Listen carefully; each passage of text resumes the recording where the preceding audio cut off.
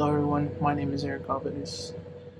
I'm currently a sophomore at the University of Texas Rio Grande Valley, and today we're going to be tackling a social problem that not only have I experienced personally, but millions and millions of college students experience pretty much every semester: the rise of college tuition.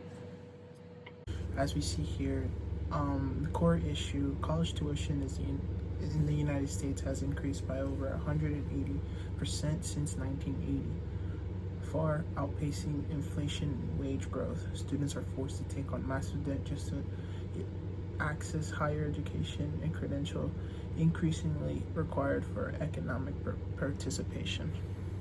By the numbers, 1.7 trillion total U.S.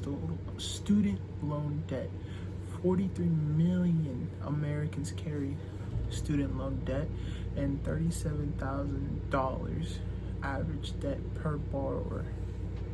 Now you might be asking yourself, why is this a social problem? As we see here as well, rising tuition is not merely a personal financial burden, it's also a systemic barrier that reproduces inequality across generations and undermines social mobility, widens inequality, limits social mobility, and harms the economy.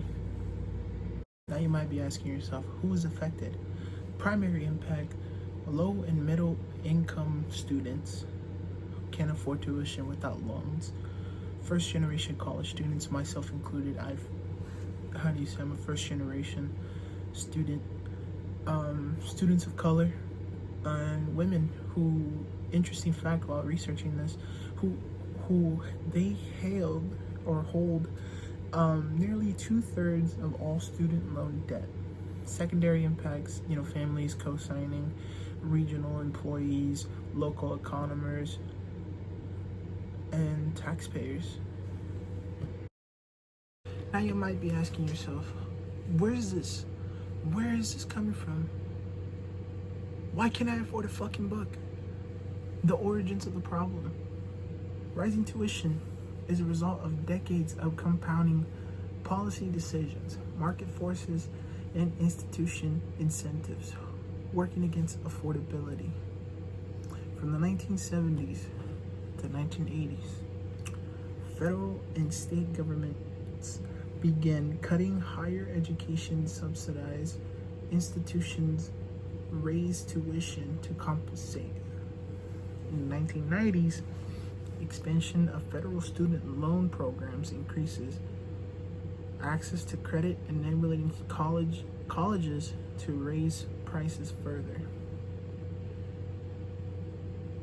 In the 2000s, administrative bloat, amenities, arm races, and for-profit college expansion accelerated cost increase. From the 2010s to now, state funding costs post-recession push costs onto students. Tuition reaches historic highs with no ceiling in sight. The role of the government. Why the government must act. Higher education is a public good. Government created the conditions for rising tuition through loans, expansion, and funding cuts. It bears responsibility for solutions without intervention. Market focus alone will not make college affordable. Government leverages, restore funding, regulate loan interest, and accountability measures. Levels of government and their roles. Addressing tuition requires coordinated action across all three levels of government, each with distinct responsibilities and advantages. The federal government, best positioned to act at scale, controls Pell Grants, federal loan programs, and tax policies, can set national affordability standards, and fund board debt relief incentives. State government directly funds public universities and community colleges. States that invest more in higher education can see lower in-state tuition, can mandate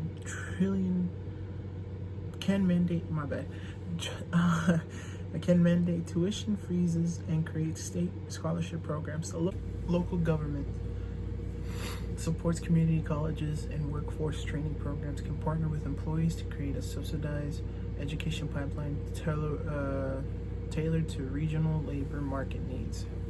Key insight: the federal government is best positioned to solve this problem at scales because it controls the loan system that fuels tuition inflation and has the fiscal capacity to restore funding nationally. Civil society and interest groups as agents of change.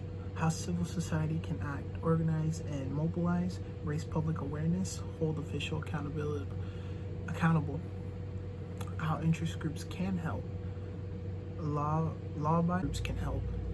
Lobbying, litigation, and research policies. This is the plan that I came up with, but for students, our proposed solution, students for affordable education, SAE. Imagine an interest group dedicated to making college accessible for every American. Here's our action plan: raising awareness, launching a national social media campaign and campus tour, sharing real student debt stories to build public urgency, build coalitions, partner with labor unions, civil rights organizations, and parent groups to broaden the policy base for reform, lobby for legislation, advocate for College Affordability Act, restore state funding, cap loan interest at 4%, and double Pell Grant awards. And a quick summary that I have prepared here. 5 bullet points. First one: rising tuition is a systemic social problem rooted in decades of disinvestment. Bullet point number 2: it primarily harms low-income, first-generation, and minority students. Third bullet point: the federal government is the best position to lead reform. Fourth: civil, social, and interest groups are essential pressure mechanisms. And number 5: coordinated actions across all government levels is required. Thank you, and good night to who's ever watching this. Before I do go, I guess I'm here to share a personal story of, tuition and how expensive it can really be.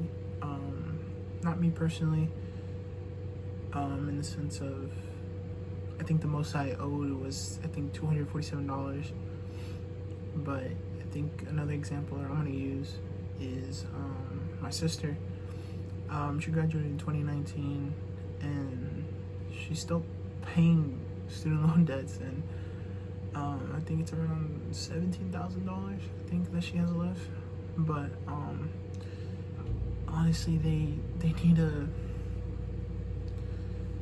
someone needs to do something about that, because education, it's a big